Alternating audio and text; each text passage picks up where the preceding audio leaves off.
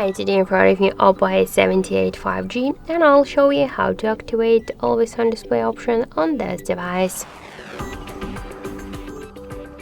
So first, to do that, we should get the Muviz Edge application from the Play Store. That's why open the Play Store and in the search pool enter the Muviz Edge. So now we should get this first application. That's why just tap to install and wait a couple of seconds. Now just tap to open the app, click to draw over apps. Find here the Muviz Edge application and click to allow the switcher. After that, just click twice to go back, switch edge lights to AAD and select one from the available tabs, tap to apply.